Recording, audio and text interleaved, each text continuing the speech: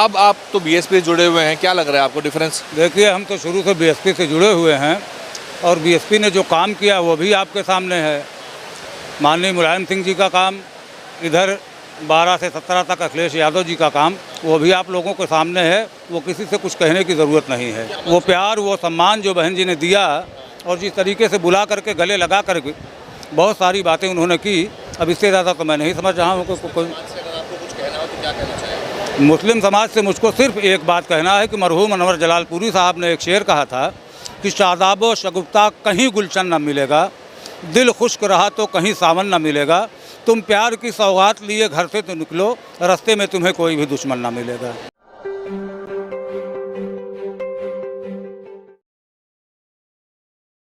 आज यहाँ बाराबांकी में हम बीएसपी का प्रत्याशी घोषणा कार्यक्रम कवर कर रहे थे, तो इसी मंच से तकरीरों के बीच में बहुत सही अच्छे गाने जो हैं वो पेश किए गए, जो कि मिशन के गाने कह सकता हूँ। कलाम है उसको गाया गया, यानी कि है तो वो गज़ल के रूप में, लेकिन तरन्नुम में पेश कर दिया आपने। गुलाम किबरिया साहब मेरे साथ हैं। सर, क्या परिचय आप?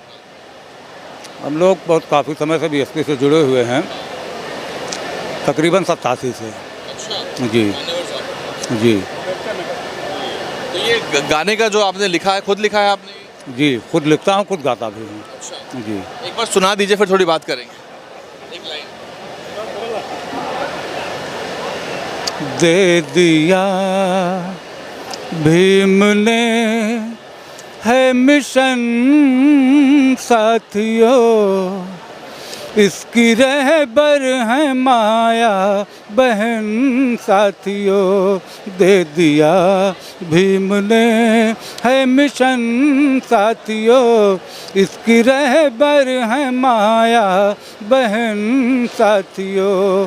दे दिया जिन महापुरुषों ने दी हैं कुर्बानियाँ, उनको अर्पित श्रद्धा सुमन कीजिए।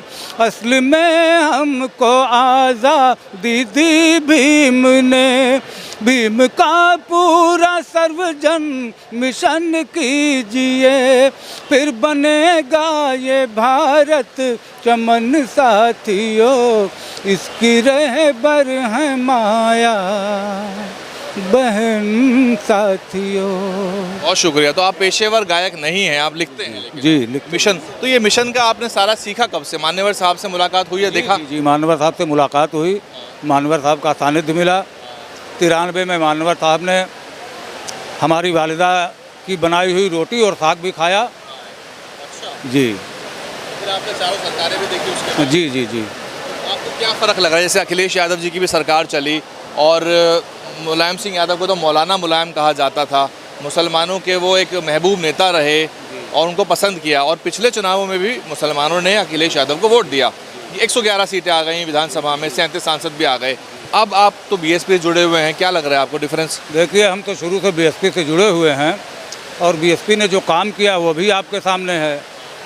माननीय मुलायम सिंह जी का काम, इधर 12 से 17 तक अखिलेश यादव जी का काम, वो भी आप लोगों के सामने है। वो किसी से कुछ कहने की ज़रूरत नहीं है। तो बहन जी ने हमेशा गरीबों के लिए सोचा, उनकी इज्जत के लिए सोचा, उनकी आबरू के लिए सोचा। कभी भी बहन जी की सरकार में कोई दंगा फसाद या इस तरीके से, मतलब हम खुले तौर से चलते थे। हमें इज्जत चाहिए, रोज़गार चाहिए, इससे ज़्यादा हमको कुछ नहीं।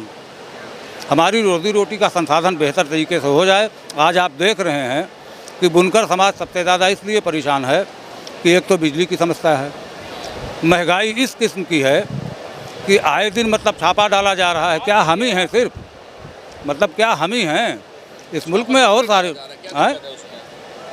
अरे भाई, आपको मैं एक उदाहरण बता दूं कि मेरे घर के बगल में बिल्कुल सटा हुआ घर है।